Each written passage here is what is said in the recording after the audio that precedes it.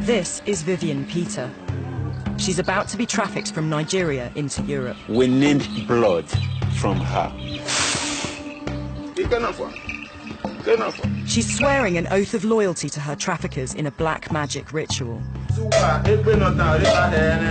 When the ceremony is through, she believes they will own her soul. You can see how psychologically powerful a ritual like this is. Like thousands before her, Vivian will now be compelled to sell her body on the streets of Europe.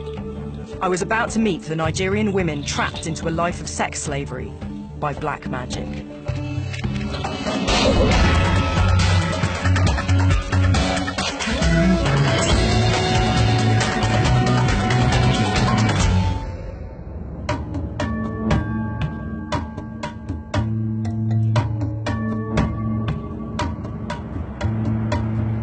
We're on a country road about an hour's drive north of Milan, and all along the road you're seeing women who are obviously soliciting, and these women are not Italian, they're African. My journey began in Italy, where up to 20,000 Nigerian women work as prostitutes. I think there's another one over here. Really, really cold, but still, every few meters or so, we are seeing women standing out here and waiting.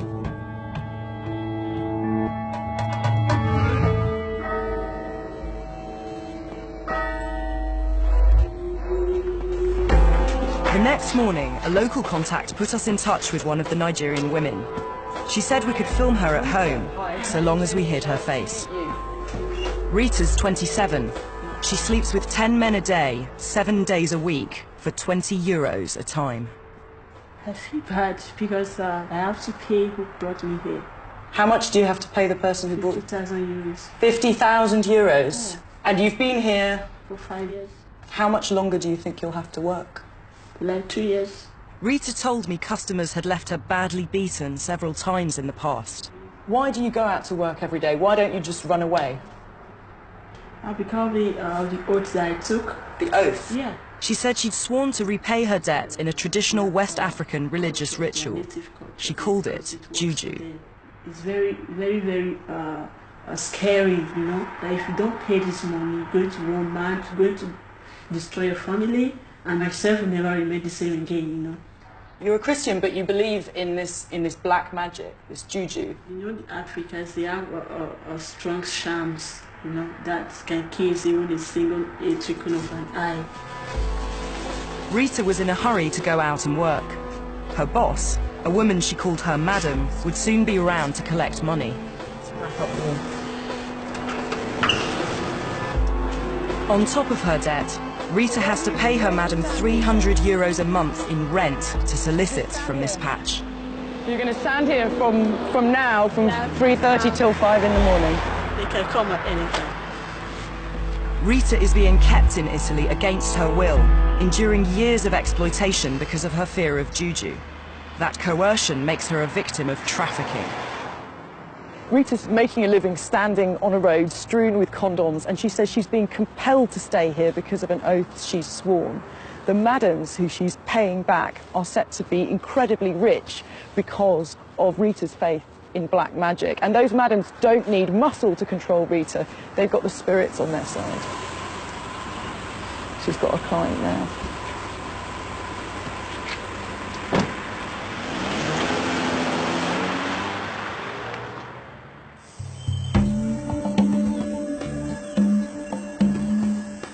We travelled 3,000 miles to Nigeria. We wanted to track down the Juju priests who'd made the women we saw in Italy so terrified. 80% of Nigerians trafficked into Europe begin their journey here, in the small southern state of Edo. The countryside is a notorious recruiting ground for traffickers. We arrived in Ewoini, a village where almost every family has a relative abroad.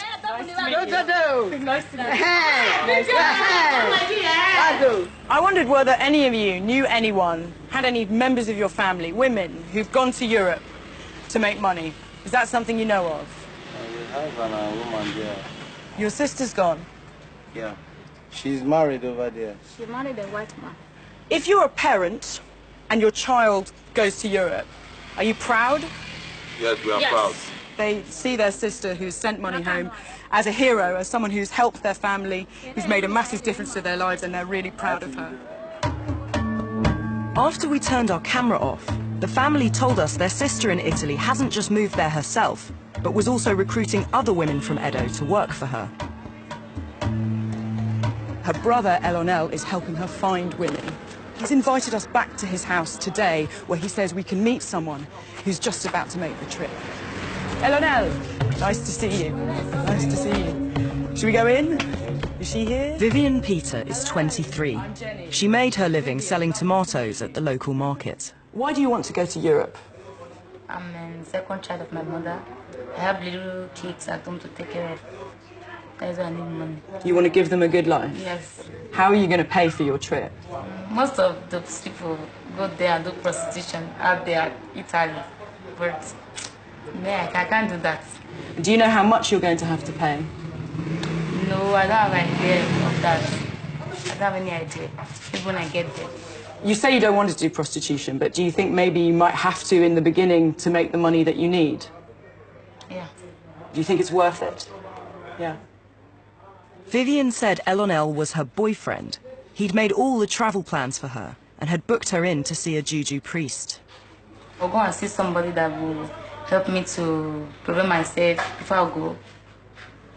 The priest, you know how he will do it, you know how he will do it. Will he bring you good fortune? Yeah.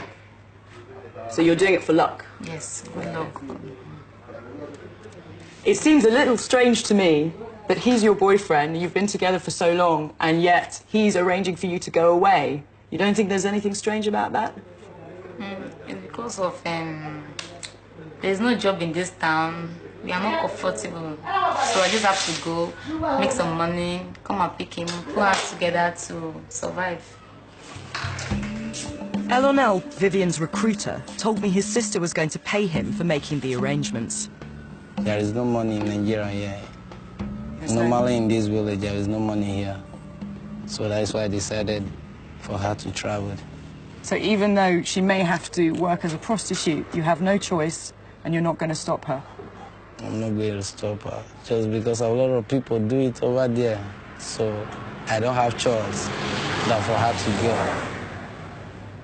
What if she gets there and she realizes that she was wrong and that she's having a terrible time and she wants to come home? The prince will help her out. The Juju doctor will help her out. Help her out so that she will be free over there. He said Vivian was going to go through a ceremony that served two purposes. It would bring her luck and also ensure his sister in Italy got paid. What do they promise in that oath? Promise that they will pay the money to the owner, the sponsor that take her there.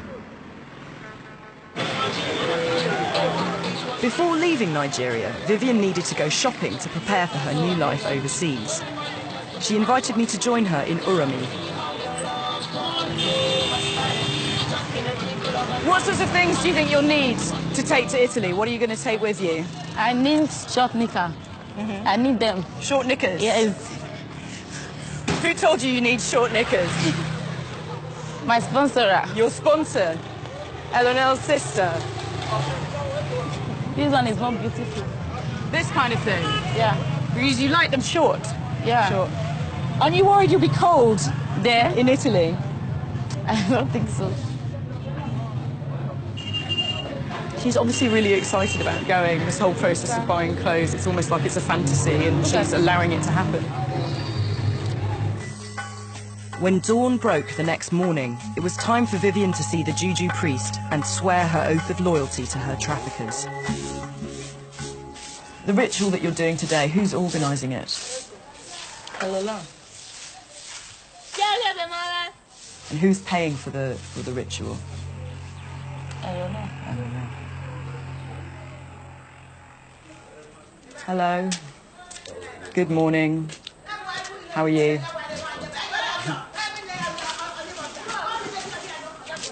How are you feeling today? I'm feeling fine. As the ceremony was about to begin, the Juju priest, who they called Dr. Stanley, explained the power of the oath Vivian was about to swear.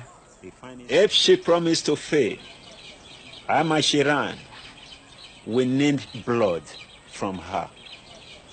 My power came from river.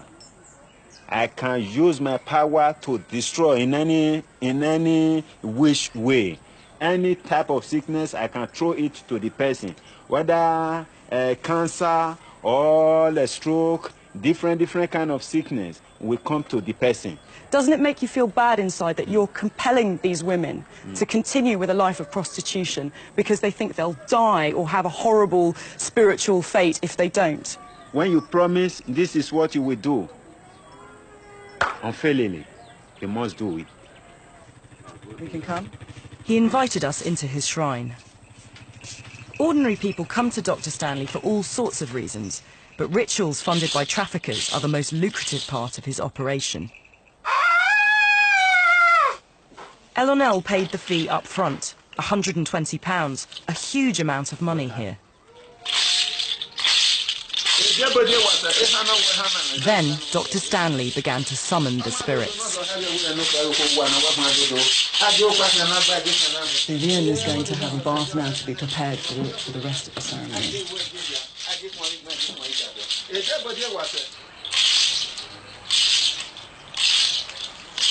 Juju is a traditional religion that's existed in West Africa for hundreds of years. It's still widely practiced in Edo. Believers say invisible spirits govern the earth and control human existence. These spirits can be called on to protect people, but they can also destroy them. Dr. Stanley marked Vivian's body so the spirits could identify which soul was being offered to them.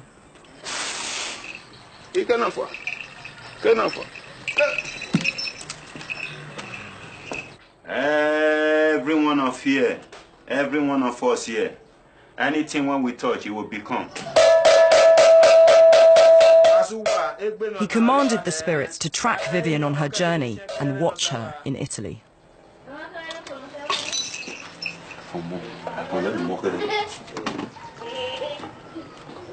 You can see how psychologically powerful a ritual like this is. So many different elements, so many different things, and it actually does feel slightly intimidating.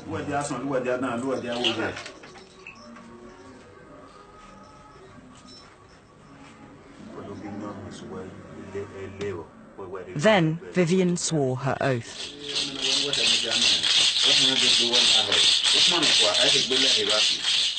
Nigerians have used Juju to form binding contracts for at least 500 years.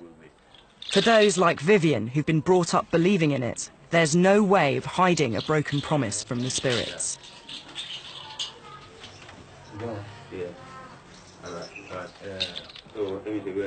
Are we done? Yeah. We're done. It's finished. Yes, it's finished. We're through. The oath is sworn. Dr. Stanley told us countless other women have sworn oaths of loyalty to different traffickers at his shrine.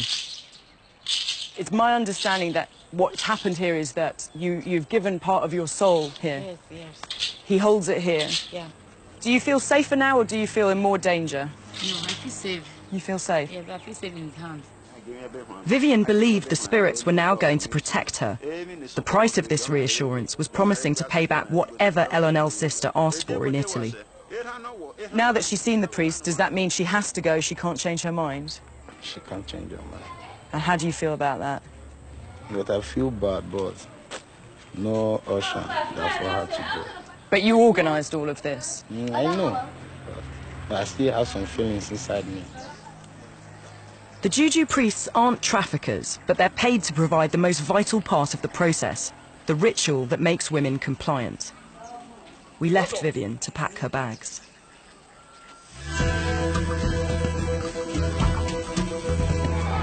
In Benin City, we met a woman who's dedicated her life to understanding and fighting trafficking.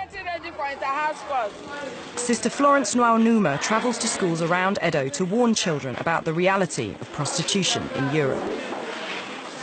They make them do things they don't want to do. They make them stand on the road, and they will be receiving many men every day. You will not be able to see your mommy again. You will not see your daddy again. Sister Florence told me trafficking was an open secret here in Edo, and Juju was the backbone of the business. It's very common. In fact, virtually every home here has one or two of their children outside Nigeria and Europe.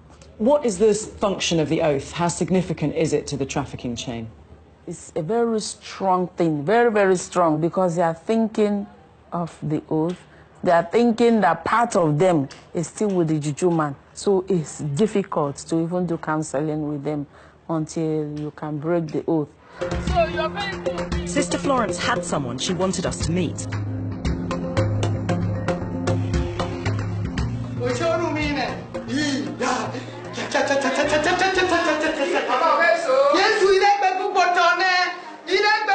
This is Anne's mother. She says she's thanking God that her daughter returned and she got to see her daughter Anne again. Anne said her family was starving 3 years ago when a trafficker approached her and offered to take her overland to work in Europe. When she got to Mali, the trafficker handed her over to a madame. The madame said, "You're going to work here, you've got to work as a prostitute, you owe us a lot of money and we're going to get the money back from you." She said she didn't want to do that kind of work, and the madame said, "You have to, this is what you've got to do to pay us back."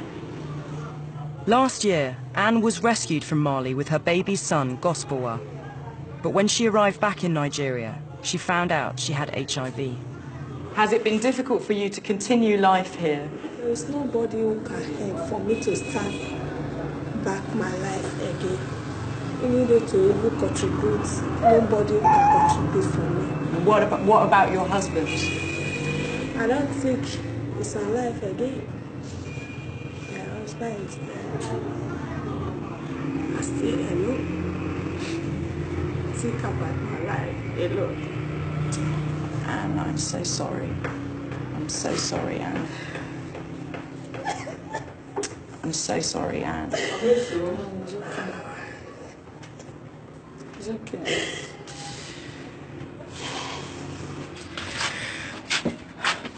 Okay, sister. Are you okay? It's such an incredibly difficult story to listen to, because you see how the problems caused by trafficking persist long after people come home. Her life has been completely ruined.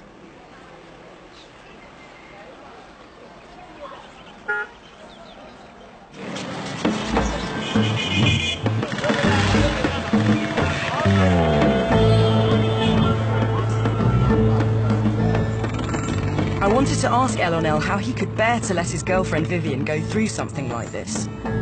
I tracked him down to a bar an hour away from his home. You're here in Epoma. How come you're here? So my sister sent me here just because of the girl that is traveling out. The girls? Yeah. It's not just Vivian who's traveling? No. How many other girls are there? There are 3. 3? So you're organising for 3 girls to go and work for your sister in Europe? Yeah, when they get there, if things is going well, they will send me money. They will send you money. So Yeah. you stand to make a lot of money as well? Yeah. Is money more important to you than the well-being of your girlfriend and these women? I don't have to feel bad just because of I need money. You need money so it doesn't make you feel bad? I need money. It doesn't make me feel bad. It's quite incredible to hear, I have to say. You're so matter-of-fact about it.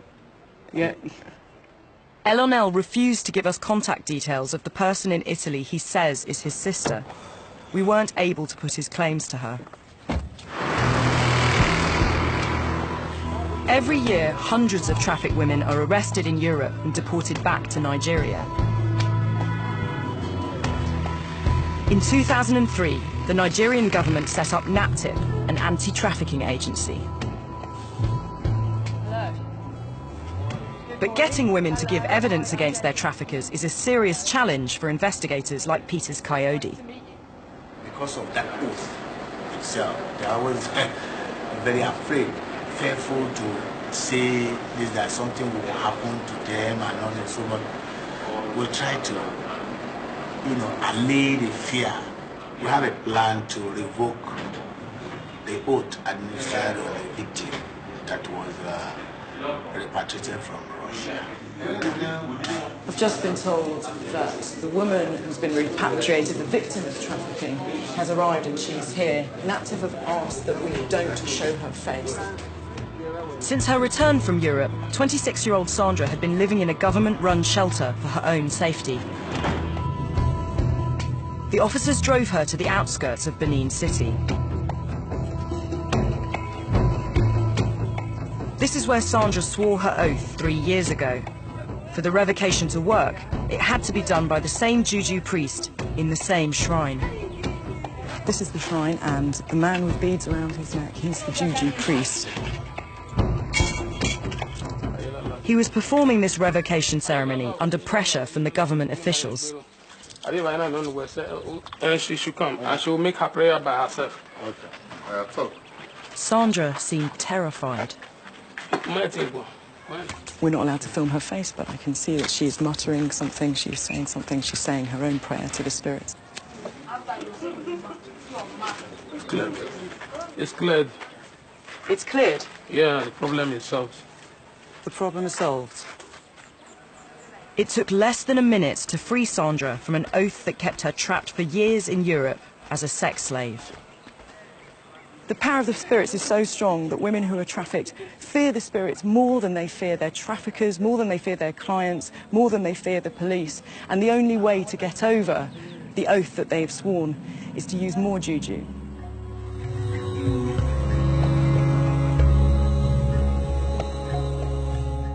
It was Vivian's last day in her village. You haven't told your brothers and sisters, you haven't told your friends. No. When do you think you'll see them again? It will be a very long time. I don't know. Don't you think you'll miss them, Vivian? Yes. Doesn't that make you feel sad? I feel sad sometimes, but sometimes I still look at it. I can't do anything about it again. I'll make up my mind that I'll go to Italy. I have been to Italy, and I've seen the work that women from Edo do when they go and work as prostitutes in Italy. They're so unhappy. The woman we spoke to had been working for 4 years and she still hadn't paid off her debt. If you have your hand working, you will not suffer. I know how to plait hair, anything that I know how to do it. So you're sure that you won't fall into a life like that? The debt is really huge. It's 50,000 euros. That's like 10 million naira. I don't think so. That's how much, the people that I've spoken to, that's how much they had to pay back, 10 million naira. My will not be like that. There's nothing that's going to convince you not to go, is there? I'll make up my mind that I'll go there, and I must go there. I just it.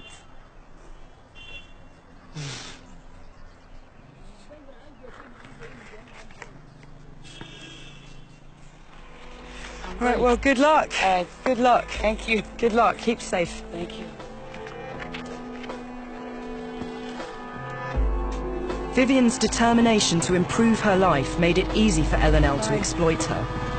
The Juju oath made it impossible for her to change her mind. As long as Vivian has faith in ancient, traditional beliefs, her traffickers will be able to trap her in a very modern kind of slavery.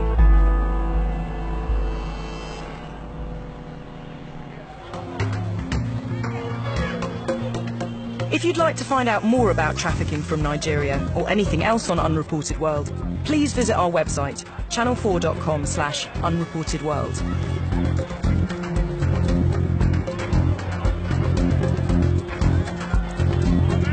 And you can join the online discussion about the issues raised in this programme at that address, channel4.com/unreportedworld.